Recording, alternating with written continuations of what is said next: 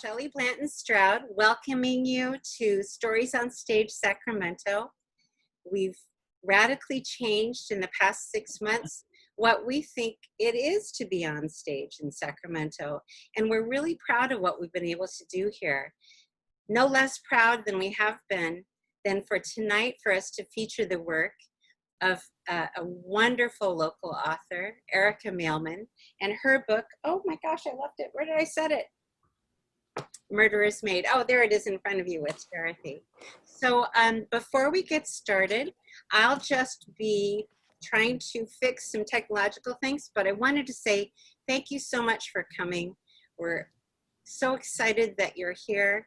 And I'll be having my eyes on the chat, and we'll be sharing questions you might have as we go along. And before we get to Erika and to our actor, Nicole Berry, let me introduce some Stories on Stage people who will be asking questions and discussing. So first, let me say to all of you, this is what I like to call Bridget's Broom, my cocktail in honor of the Murderer's Maid, the Murderer's Maid. So first, let me introduce Dorothy Rice, and you're going to go in detail about people, but would you just say hello so your picture pops up? Hi, everyone. Thanks so much for coming. Okay. And what is your drink tonight, Dorothy? Well, it's cranberry juice and sparkling water. Okay. Well, it looks awfully bloody at any rate. Sue Staats, Stories on Stage's Sue Staats. Say hello so we can see your face. Hi, everybody. Welcome. And my drink tonight is called Lizzie's Poor Excuse, which because it's just it's tonic water, no gin, and pear juice. And a pear is very important in the story, and of course, when you buy the book, you will know why. But anyway, welcome, and I'm glad you're all here. Cheers. Cheers. Jessica Lasky, our casting director and board member. Say hello. Hello, everyone. Thank you for coming. Thank you. And last but not least, our actor and author. So first, wave hello, Erika. You're going to get a fuller introduction in just a few minutes. Erika Mailman. Okay, Nicole Berry, our actor. Say hello. Great. Howdy. Howdy. All right, so let's turn to Dorothy Rice now, and she will lead us through the evening. Great. Thank you, Shelley, and so great to see everyone. First, I thought it might be helpful just to real quickly give you a rundown of the agenda so you know what to expect and, aren't sitting there saying, well, when's this going to happen? First of all, I'll introduce Erika in more detail. Sue and I are going to ask her a few questions just to sort of prime the pump of thinking and a little background on The Murderer's Maid.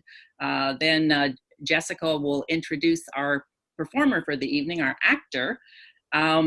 Be thinking if you have questions and stuff, throw them into the chat. After the performance, Nicole and Erika may want to talk a little bit about the experience of having your work read by an actor. It's something that writers don't that often get to experience, a performance of this kind. Then we'll open it up to your questions and comments about the performance and then say thank you. So if you have any burning questions right now about anything, just throw in the chat and I'll do my best to keep an eye there, as will Shelley. And with that, I will introduce Erika Mailman, whom I've never met in person, so it's such a pleasure to meet you virtually. It's a pleasure to meet you. Erika, our featured author, grew up in Vermont and attended Colby College in Arizona, where she got her MFA in poetry, which is a great background for writing horror. I know it is. Might be timely to mention that while in Tucson, she also tended bar one summer. Her interest in mixed drinks didn't end there. I'm hoping that after the intro, she'll share the recipe for Lizzie's alibi, with us, a cocktail best paired with her chilling award-winning novel, The Murderer's Maid, which I just read and loved, read over a few evenings, so it's definitely a page turner and a little bit scary. In addition to The Murderer's Maid, which we'll be hearing the excerpt from, she's published several other novels, including The Witch's Trinity, which was a San Francisco Chronicle notable book of 2007, and a finalist for a Bram Stoker Award. And if you aren't horror aficionados, that is like the premier award for that genre. So that's a very big deal. Erika is also a prolific journalist with an impressive list of publications you can find on her website on topics with a range that kind of astounded me, from travel to the Jonestown Massacre to parenting. I mean, all over the map, and doing a wonderful job.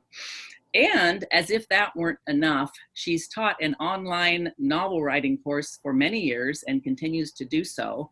And you can find information about how to enroll in her class, how to buy her books on her website, which is the very easy to remember erikamailman.com, right?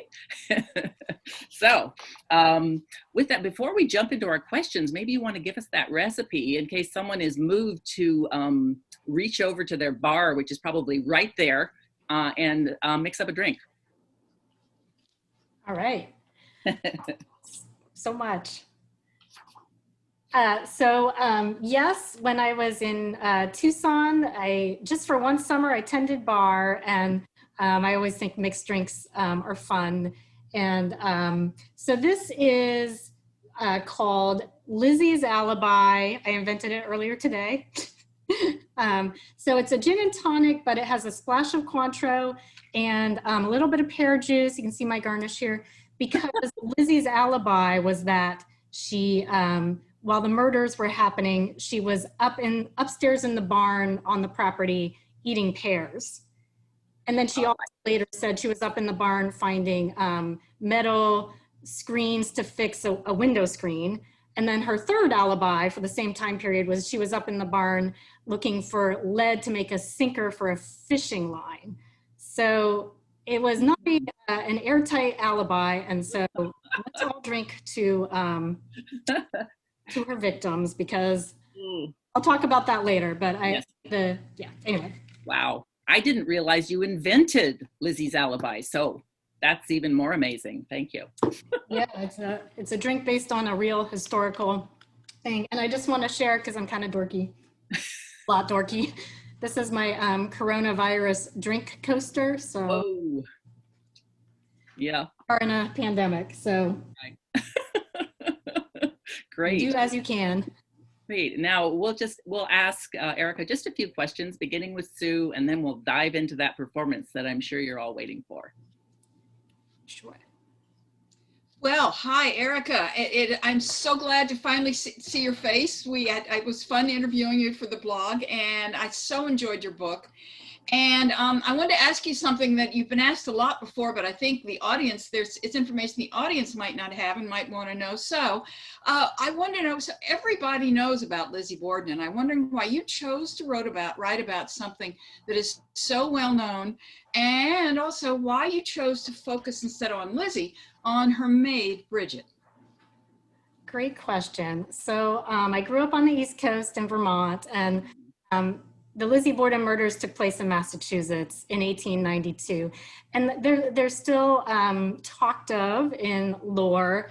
And in fact, in playgrounds, kids are literally still jumping rope. Maybe they aren't now, but in my childhood, they were still jumping rope to that rhyme about Lizzie Borden took an axe, gave her mother 40 whacks. When she saw what she had done, she gave her father 41. Actually, I think I reversed them. But so anyway, I'd always been fascinated by this case. And being of kind of a dark and morbid sensibility, it really intrigued me that this very brutal murder had been accomplished by a woman in a time period where the jury basically acquitted her for being a woman.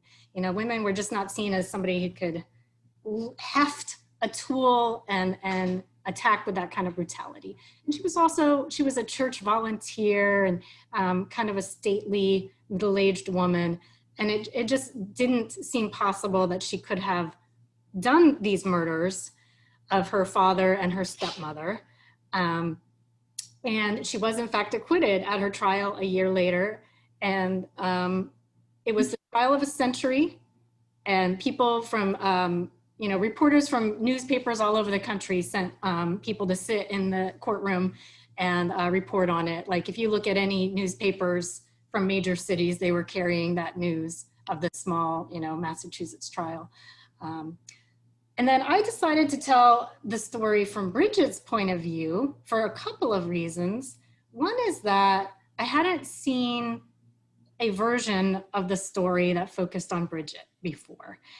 And it's pretty astonishing. You know so much about Lizzie and her stepmother and her father, but very few people have talked about the fact that there was one other person in the house that day who was the Irish maid, Bridget Sullivan.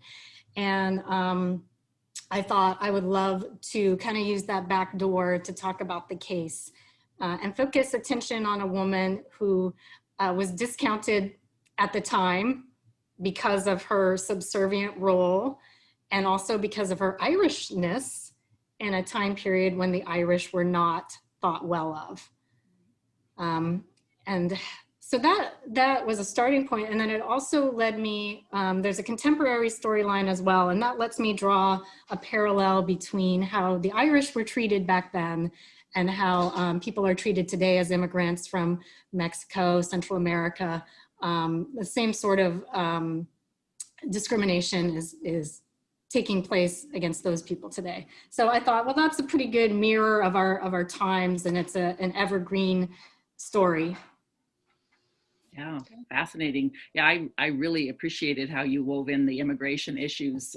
So definitely, without calling them that, of course, but both the Irish from our history and now, as you say, Mexico and Central America. I have had in the chat, I don't know if you noticed, people are noticing your earrings. You want to lift your hair for a minute? These are my hatchet earrings that my publisher gave me, and at different events when the book launched in 2017, we would, give away the earrings or to book clubs and things like that, which Those was are amazing. Jealous. Those are I was amazing. looking for an emoji hatchet today. Couldn't find one. Great idea.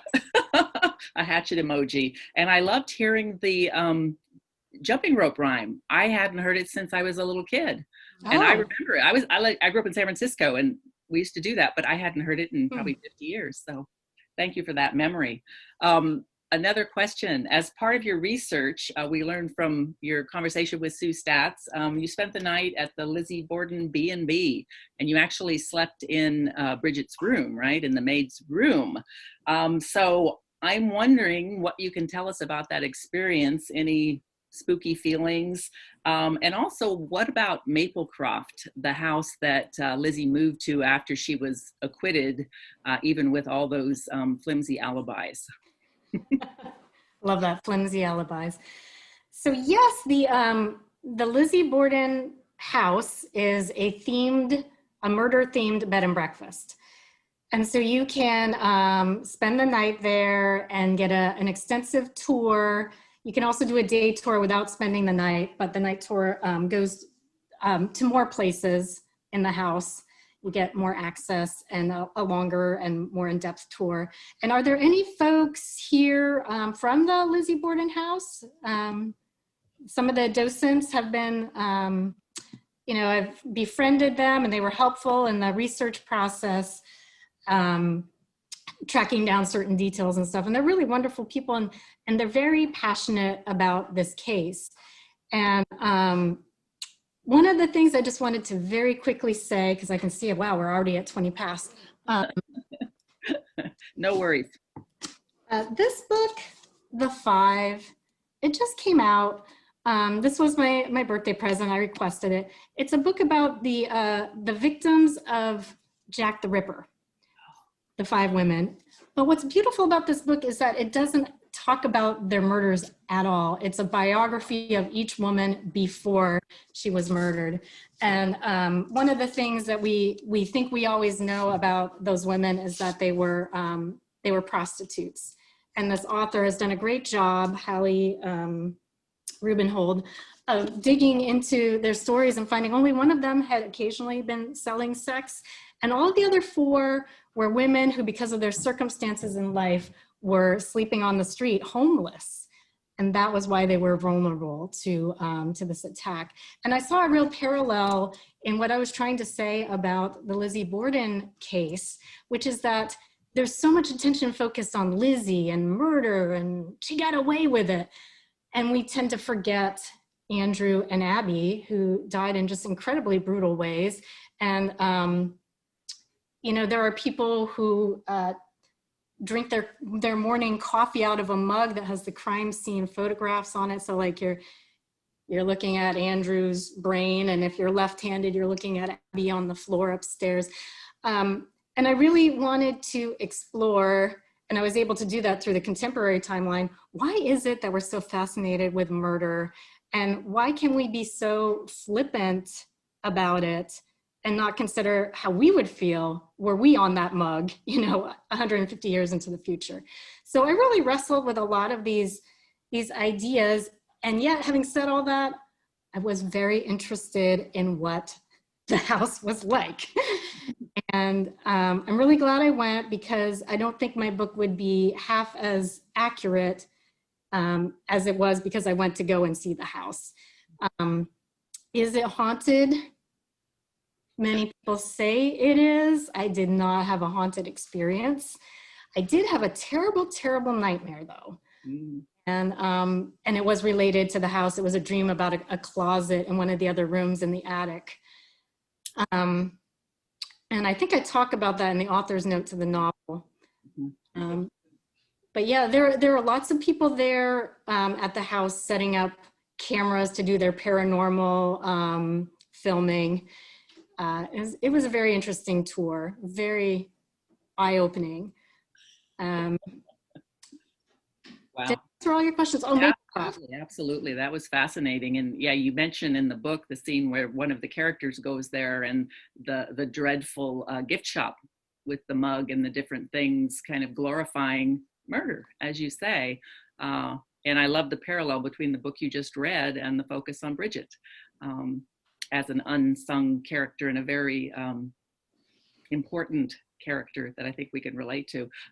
Request to see your ring. Oh. What is your big ring? It's just, okay. It's literally a bent fork. The tines are bent around this little blue stone. I got it from a street vendor in San Francisco like 15 years ago, and I love it. So it's not a Lizzie Borden artifact. No, it's not a bent up hatchet. It looks spooky. It looks spooky. Okay, and I know we want to get into that performance. Yes. We, of course, have other questions because we're always full of questions. We'll save them, and maybe some of the audience members will key off those same questions. So with that, I'll turn it over to Jessica to give a good introduction for our actor. Sure thing. So hello, everyone. Thank you for coming. Can everybody hear me okay? Okay, perfect. Excellent. So Nicole, actually on the blog, along with Sue's interview with Erika, is an interview with me, with Nicole. So if you're interested in learning more about Nicole's background, she's a really fascinating person. So I encourage you to look at that interview, because it talks a lot about sort of how she got into the Bridget character, her voice, all of that. So I won't go into that here because you can read that on the blog.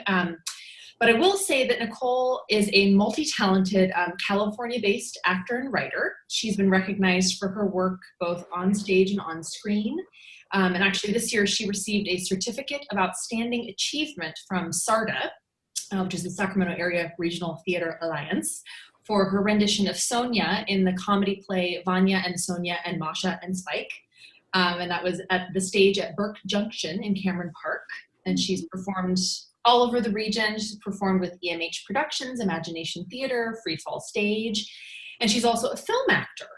So she's participated in film projects for the Sacramento 48-Hour Film Festival. I'm also reading, which is probably why you can see my eyes moving, a place called Sacramento, the Sacramento Film and Music Festival, and the Sacramento 10x10 Film Challenge, which she actually won Best Actor for her work in the movie Departure, And you can find out a lot of information on her website, which is nicoleberry.info. So make sure you do .info. She's got clips. She's very, very multi-talented, as you'll see. She's not nearly so dour in real life as she will be as Bridget. She's just wonderful. And she can be seen in the upcoming release of the crime feature film First Date. And then she's also written several short screenplays and one-act plays that are going to be up for public viewing in 2021. So we're very excited to have her. And this will actually be a video of her reading. She is on with us, as you saw, but it'll be a video of her reading because we wanted to make sure that the Wi-Fi didn't do anything crazy. So what you're going to see is actually a video, but then she'll be able to talk to us afterwards because she is on here live with us now. So thanks. Enjoy. This is an excerpt from The Murderer's Maid by Erika Mailman. Bridget, August 4th, 1892, the day. Bridget lay atop her quilt, sweating. She was exhausted from her earlier bout of nausea and cleaning all of the home's windows. Through the open window, she heard the cart traffic from both 2nd and 3rd Streets, and the rare wind rustling the hickory leaves. Birds were too hot to add much to the muggy malaise, and donated only an occasional shrill whistle to the tune Fall River sang today. She ran the back of her hand over her damp forehead and wiped it on her chest, letting her eyes drift closed. She was almost asleep when the church bells began to ring the hour of 11 o'clock. Her eyes bolted open in startlement, only to close again before the bell finished tolling. It was too hot to do anything but let dreams etch a coolness onto her wits. The air was heavy, and her lungs cloyed with it, making breathing a pleasant challenge when one's entire self was devoted only to its successful carriage. Her face slackened, and her hands, usually so busy, lay dormant on her chest. A replica of the knight in effigy on his tomb that Miss Lizzie had so enthused about after her European tour. Like a wisp of smoke drifting in with her breath, dreams began to form, washing her brain with the visage of her mother. The broad, proud face with the easy smile, and the very woman climbed the ladder to the loft, her skirts twitching as she stepped. And at the hem of her gown, Bridget saw a limb of blood, as if her mother had dragged her skirts through an abattoir. In shock she woke, but it was not the skirts bringing her back to the cramped attic room, broadsided by sunlight. It was a voice at the bottom of the stairs. Miss Lizzie was calling loudly, but not screaming. "Maggie, come down!" "The feckin' Gomorrah," muttered Bridget, astonished to hear such crass words emerge from her mouth, words she'd heard stewards utter on the steamer here, or sometimes rough men emerging from the pub, but never her. "What is it now?" Feeling the lurch of abruptly being snatched from the dream world, still trying to retain some vestige of her mother, oddly stepping through such a pall, she rolled to the side of the bed and stood temporarily dizzy. "What's the matter?" she called. "Come down quick. Father's dead. Somebody came in and killed him." Bridget straightened, threw open her door, and pummeled down the stairs, stumbling and missing one in her clumsiness. Miss Lizzie stood at the bottom. She gave a reflexive smile to Bridget, which Bridget, with horror, felt herself return before she mastered herself. "How is this, Miss Lizzie?" "Father is dead. Someone killed him." Miss Lizzie's face knit into concern, but in a detached way. Bridget noted there was unearthly calm radiating from her. "For all the world, where is he?" Bridget cried. "In the sitting room." Propelled by instincts to verify such an atrocious report, Bridget brushed past her and took 3 steps into the sitting room before her mind could catch up. The room was dark. The blinds were drawn, hiding the handiwork of Bridget's earlier ministrations at the windows not even an hour ago. The view of the side of the Kelly house, with its windows sometimes giving a view of Mary Doolin at her duties, was covered. Mr. Borden reclined on the sofa in a posture Bridget had seen 100 times. He slumped sideways, and his feet rested on the floor so as not to mar the horsehair sofa with whatever refuse another part of the horse may have left on his Congress boots. but she couldn't get a good glimpse at his face. Why did Miss Lizzie think him dead rather than merely napping? She continued into the room, calling, "Mr. Borden." The high-strung chit was mistaken. Surely Bridget saw the rise of his chest as he slept. But she still couldn't see his face. Taking a few steps closer to await the pale oval to appear in the darkened chamber. But his hands... Well, his hands were there, accounted for, touching his stomach, gleaming against the dark of his vest. If she could see his hands, why couldn't she see his face? Another step nearer, and she screamed. She discerned the jut of his chin, but all above that was concave. His jaw was an open drawer holding a tinker's assortment of teeth and cartilage. His head had become a bowl in which dislocated teeth floated. There was no rhyme or reason. That vestige of a face, no nose to anchor the symmetry of eyes, to hover over the lips. The elements that constituted his countenance had been rearranged like keys thrown into a jailer's jumble.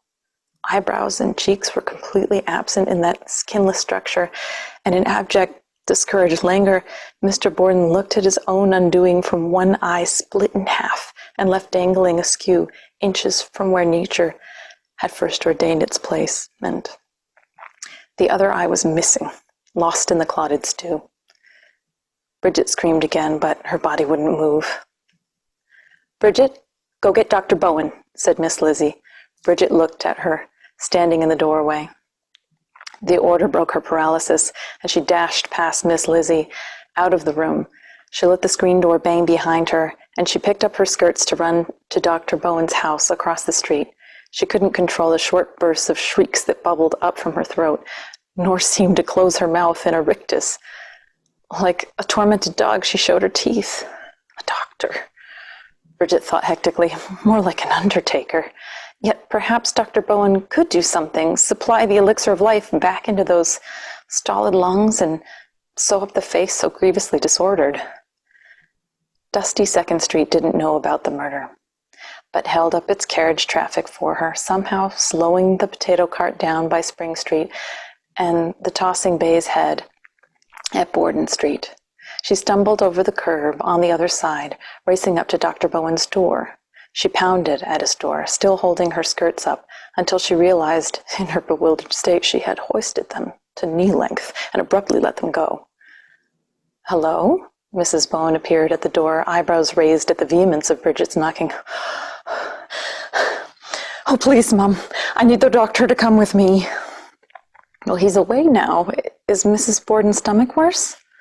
For a second, Bridget's mind went to forbidden territory, in which Mrs. Borden was endangered, but she remembered Lizzie had told her she left the house earlier.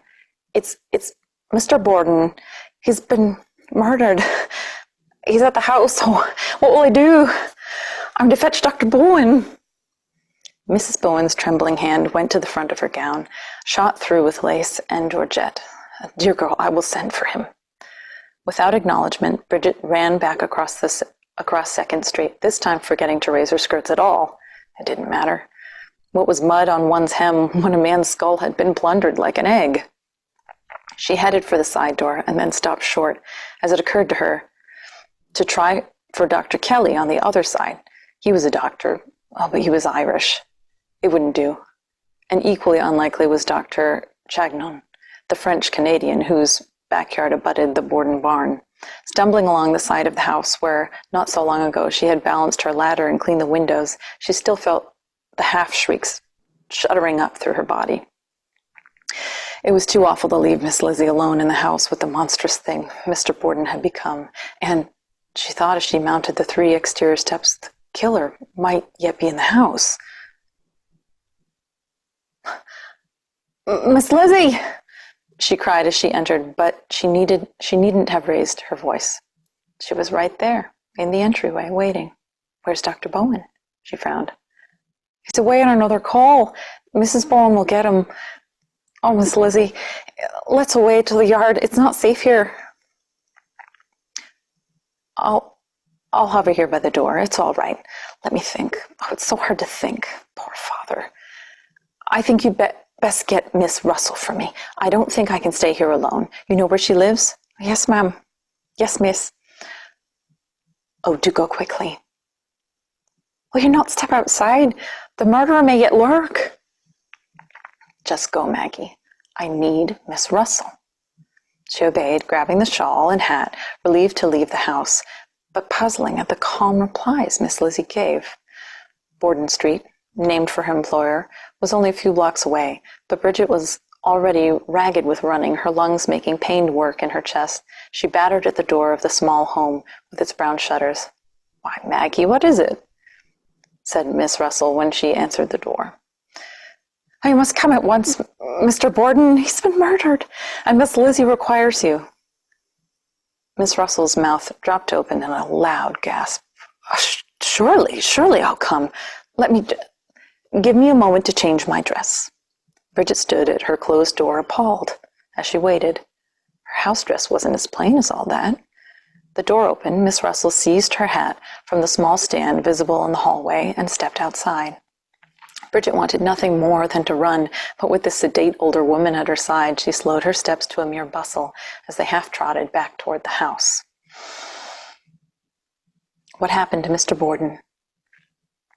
"I came downstairs at Miss Lizzie's calling and went into the sitting room where he lay on the sofa, and his head..." She trailed off, unwilling to state the specifics of what she'd seen. "Yes?" "His head's not... It's not there," said Bridget. "He's been beheaded?" Miss Russell stopped walking. "Oh, no. He's been, I don't know how to say, pounded or beaten. And he's for certain dead." "Almost certainly in that state. If you were to rise, Bridget left unspoken the ill-formed thought that if Mr. Borden rose from that sofa with his head such a splatter of skull and blood, she'd kill him again herself. "Oh, poor Lizzie. She visited me last night, and she was afeard of such a thing, and here it has happened." "What do you mean?"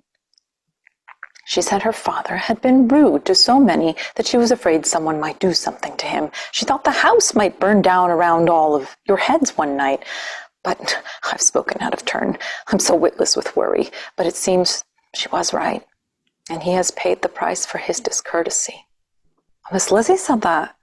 I can hardly countenance it. No, Mr. Borden ain't..." "Even yesterday," he said, he sent Dr. Bowen away rudely when he solicitously came by to check on his stomach." "Oh, he did, but it was only because he knew he'd get better. 'Twas only a little food poisoning, and the heat making the milk sour before its time." Lizzie was upset. "Oh, I shouldn't be telling you this."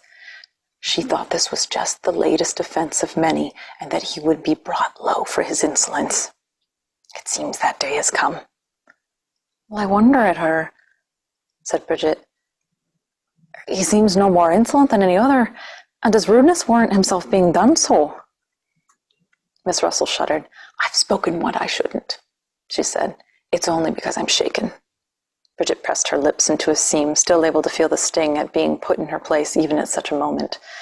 Miss Russell had been speaking to her as if she were an equal, and then took back the confidences told in the ardor of alarm.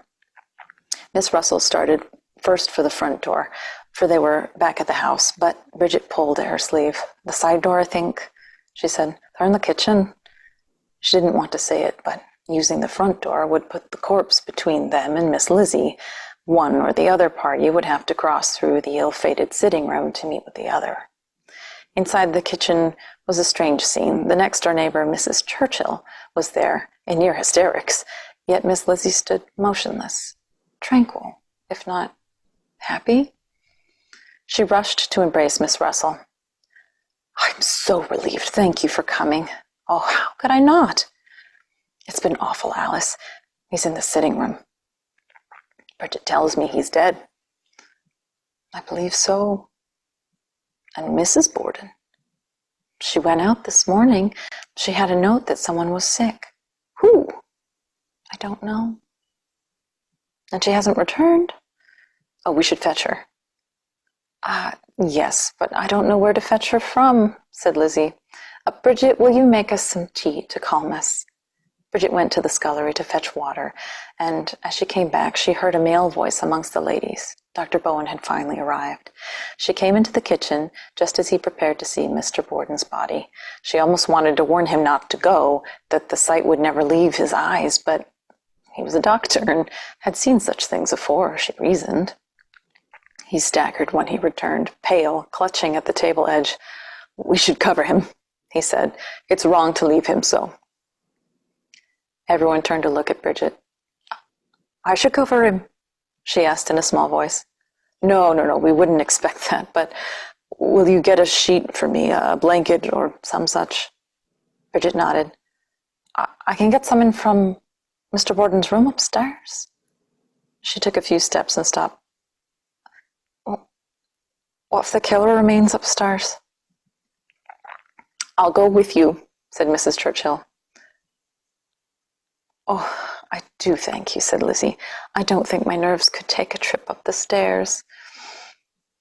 "We'll need the key," said Bridget. "The chamber's locked and the key's on the mantel in the sitting room." Dr. Bowen inhaled loudly. "The bedchamber is locked." "Indeed it is, sir. Might you get us the key?" To all of their amazement, he released a foul word.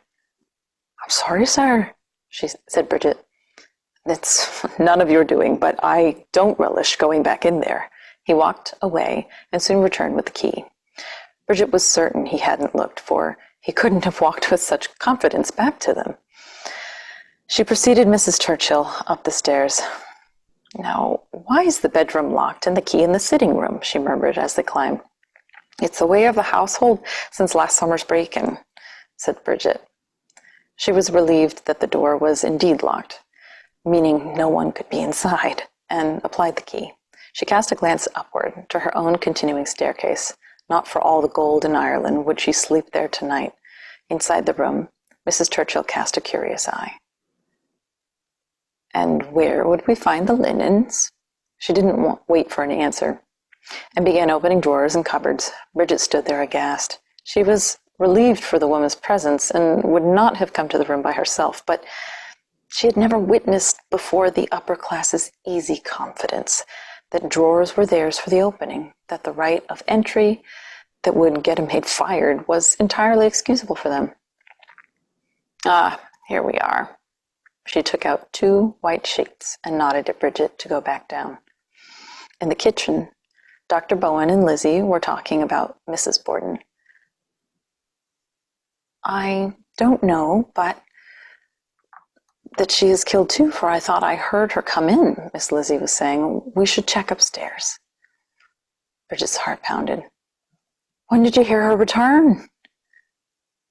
"I'm sure I heard her. Someone, please go look upstairs."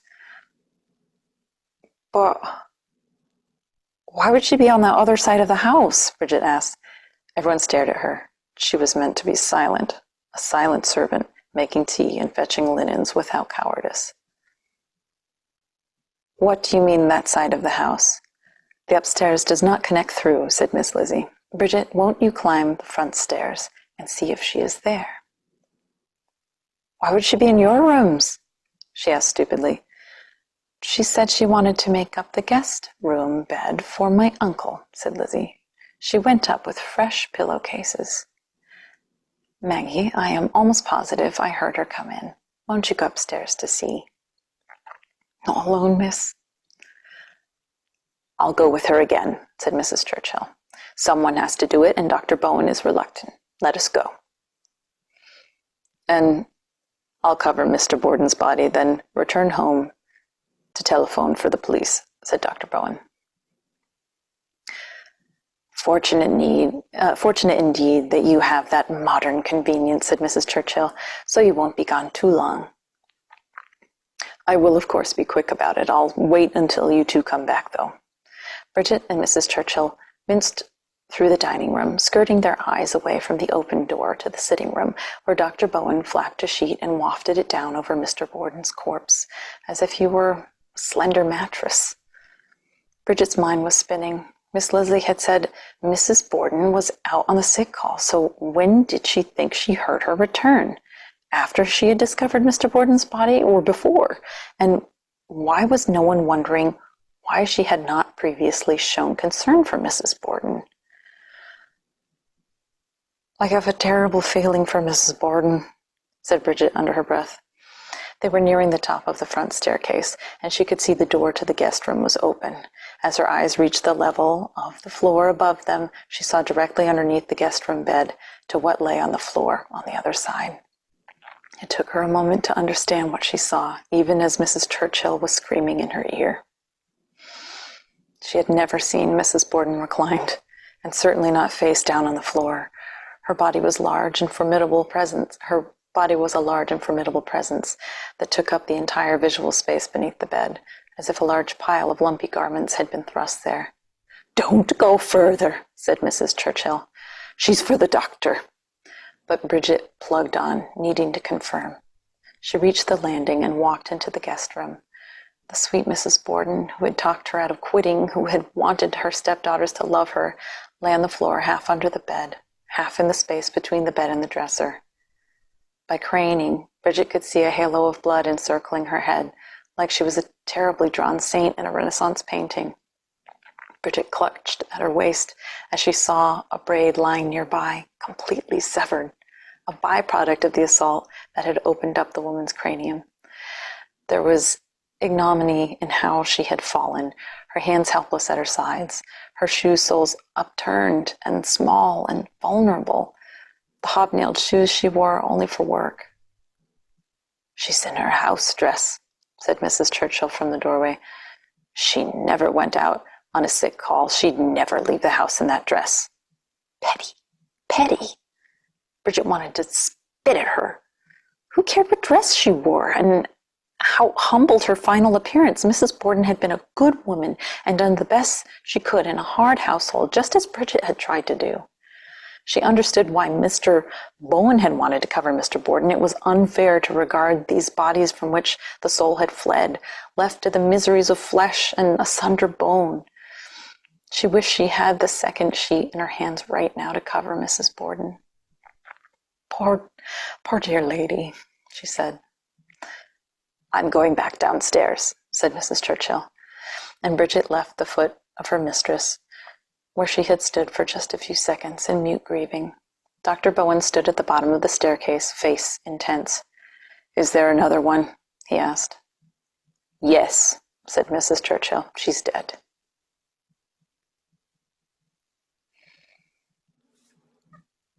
A swarm of activity encircled the house, as if it were a beehive whose bees had brought acquaintances, uncles, cousins, friends, all to descend on and describe panicked circles.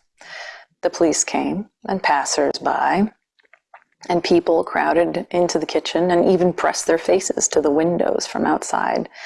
Mr. Borden's body was photographed where it lay, and then he was moved to a wicker autopsy table. "What will they do with that?" Lizzie asked Dr. Bowen as the folding table arrived, large and brown and strange. "They will put him on it to ascertain his time of death," he said simply. "And how will they do that?"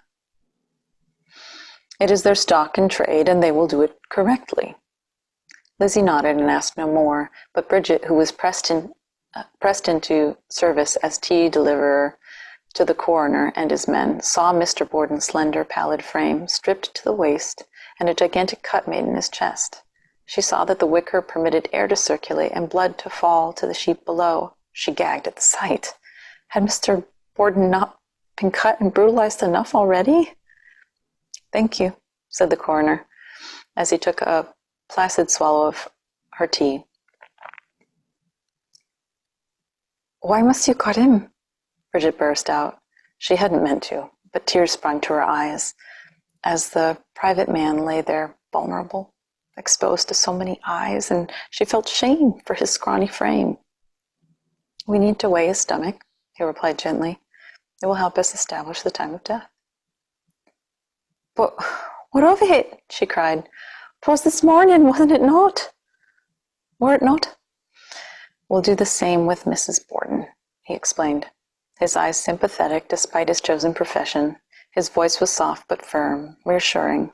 "It's important to know the estate for estate purposes. Who preceded whom in death? Whatever for? Estate purposes. She wiped away her tears, all for money, for bitter, worthless money. She understood in an instant, if Mrs. Borden died first, all her share in Mr. Borden's wealth reverted back to him, and then upon his death to his daughters.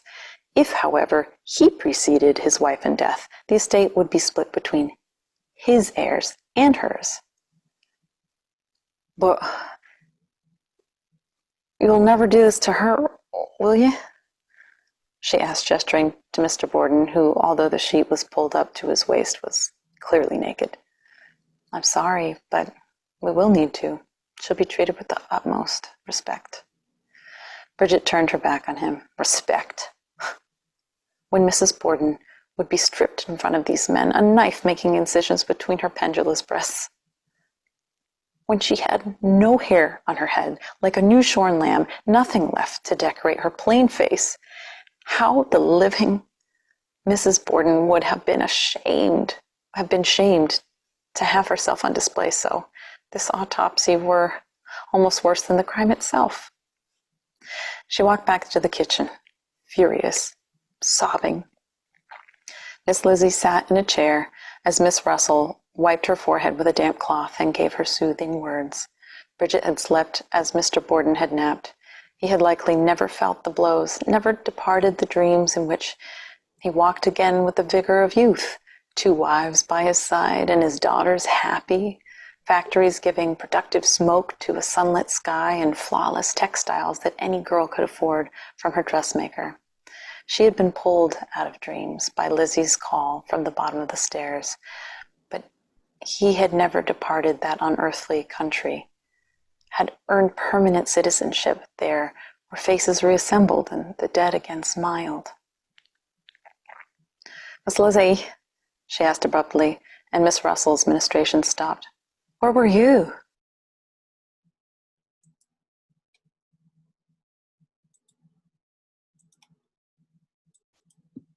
Ah, that was wonderful.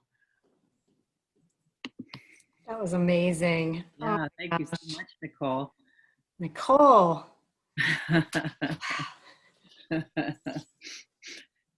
Nicole, what do you have to say for yourself?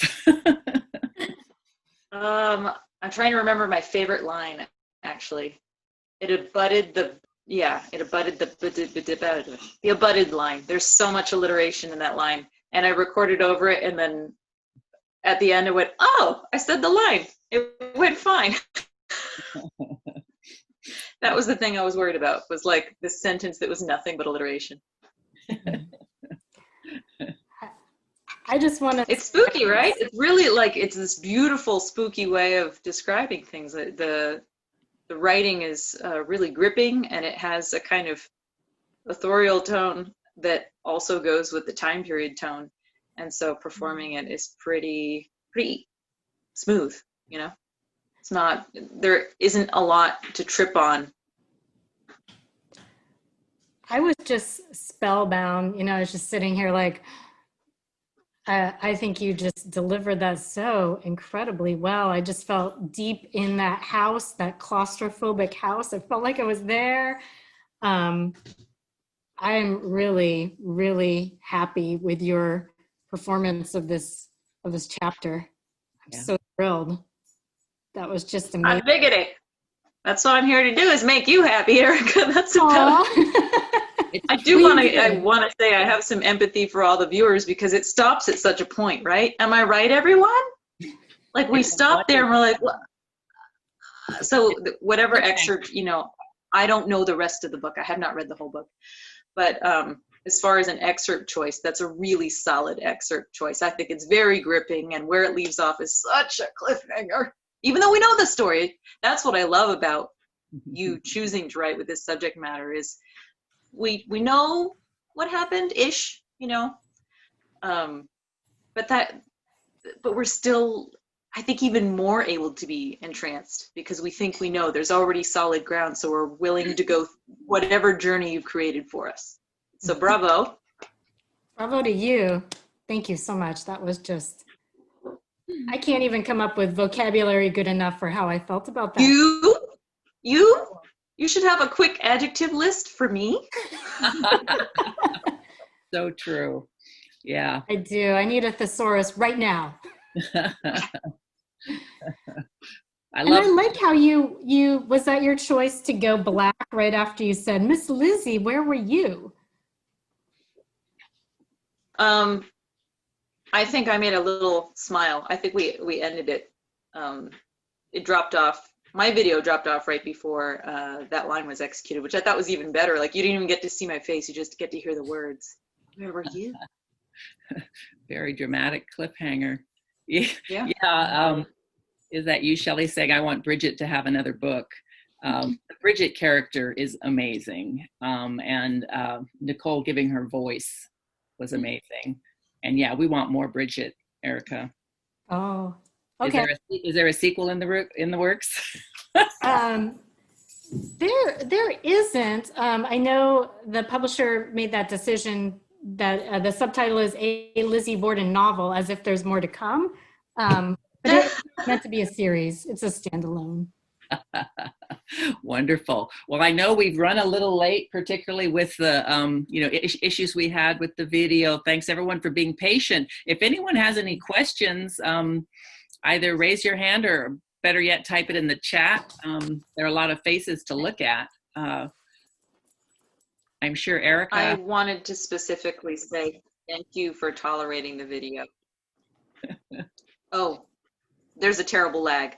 Sorry, I requested to pre-record because I've had power outages and internet outages. So everyone that, was along for the ride, thank you so much for your patience. Yeah, it was worth it. Yeah, so we have a question from Yolanda. What was the hardest thing to overcome when writing this story?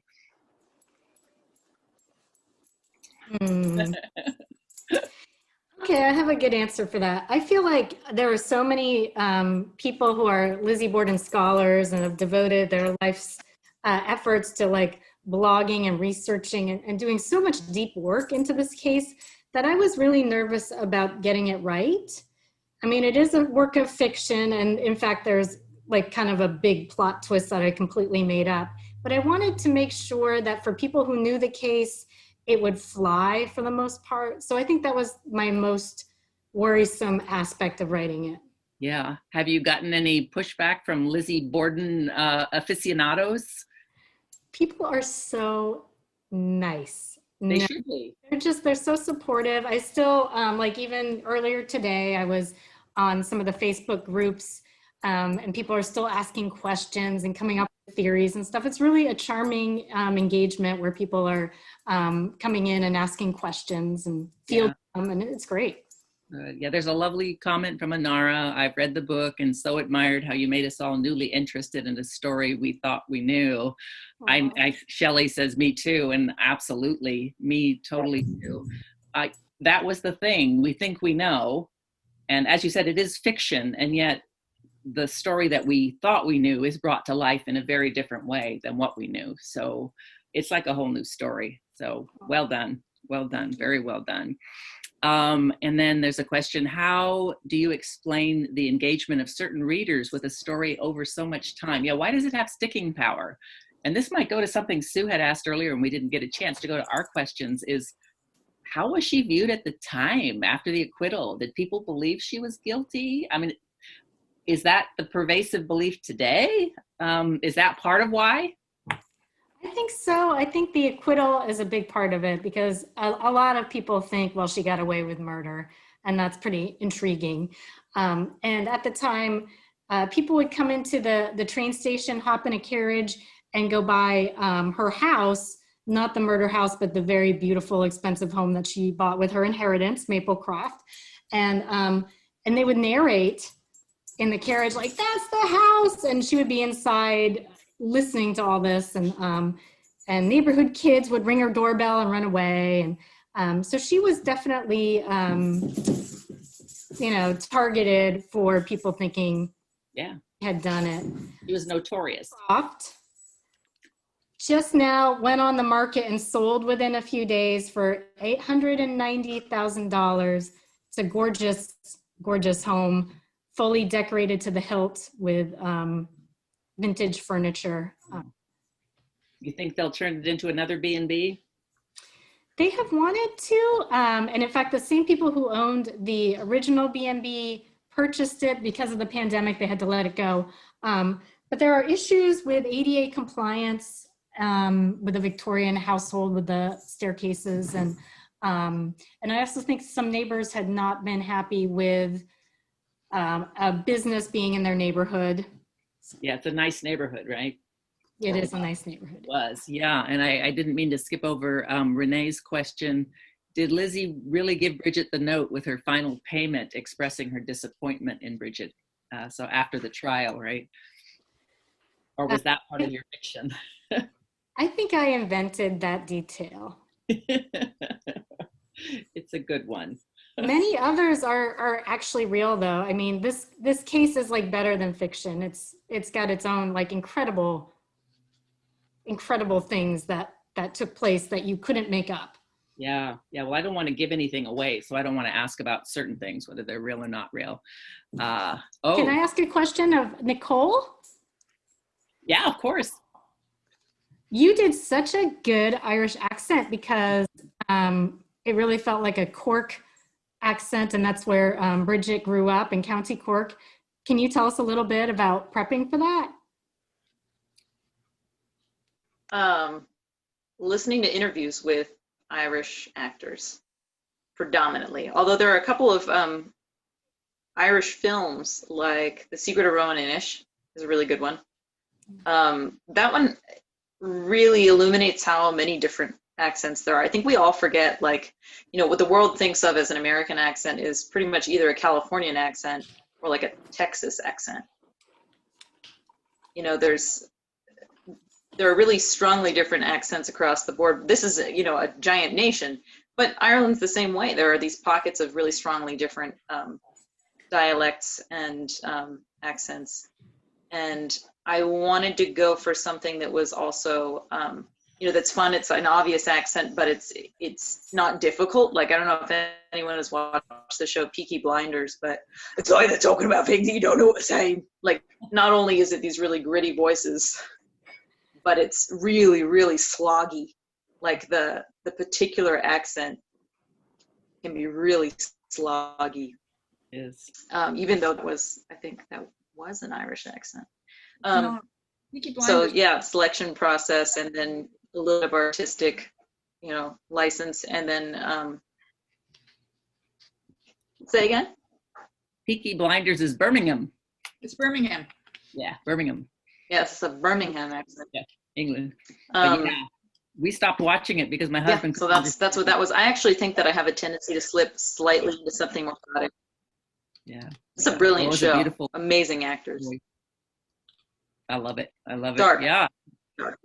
Are you? Well, we're on the note of dark. Yeah. Yeah. Are you drawn to current crime stories as a writer, or is the past richer? The past is richer for me, and maybe I appreciate that divide that makes you feel less icky about pursuing it.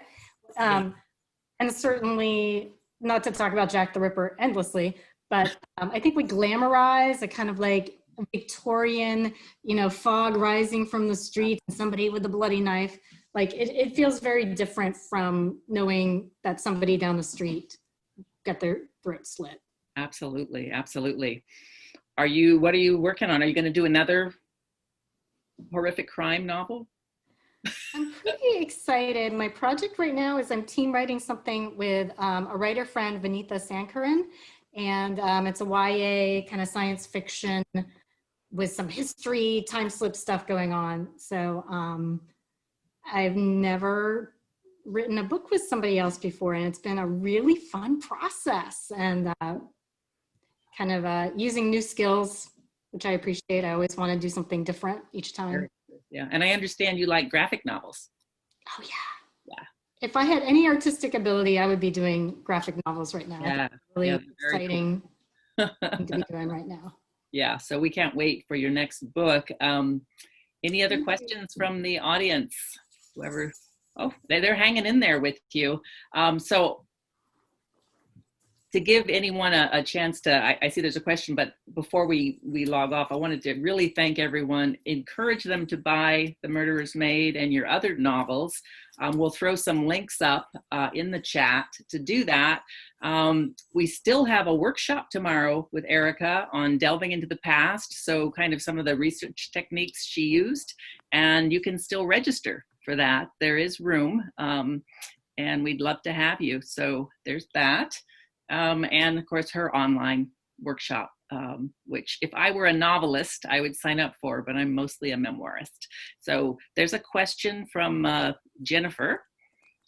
Thanking for the beautiful reading and the great discussion. Oh, and Yolanda asks, what's your favorite graphic novel? It's by Raina Telgemeier, and it's called Smile. And it's kind of like a biographical look at her childhood with braces on a road trip with her annoying little sister. It's just a super good book. And Raina Telgemeier has done a lot of graphic novels that are wonderful, including retelling the Babysitter Club books. Wow. In a graphic novel format. Oh, very cool. Yeah, it's amazing what you can do. And so Shelley tells us that if you scroll up, you'll find the link to the workshop. There's the link to Erika's workshop, erikamailman.com/maelstrom, which is your writing workshop, right? Looking forward to seeing Anara and others in the workshop tomorrow. Yay, thank you. Favorite quote from a language nerd. This is from Renee. The pewter eyes, the fearless stare, the body grown heavy with its steady diet of no remorse. The pewter eyes, yeah. There's a link to Capital Books, support Capital Books on K. They have gotten books in stock just for us, so. Oh, nice, thank you. Order some, they've got them there. And we do want to support, our local bookseller. And yes, the meeting is recorded. We'll post to the website, our YouTube channel, and share links via newsletter. If you're not signed up for a newsletter, you can go to our website and do so. Oh yeah, and Anara points out Capital Books will deliver as well in these strange times. It's a little weird to go to a store on the K Street Mall. It's kind of sad these days, but I went last week and it's a wonderful bookstore. What else? Thank you, lots of thank yous. Yeah, no, it really was excellent. And I just have to say, reading it, I think I went too fast. And so having the opportunity to hear that scene delivered by Nicole, I could really hear what she was referring to, not just the alliteration, but the adjectives and the descriptions, some of which are just the description of the body. I was able to sleep and get it out of my mind before. I'm not sure I'll be able to now. It's something else, really powerful. Yeah, they also ship. Yeah, yes, Nicole had an incredible cadence. Thank you. Absolutely, yeah.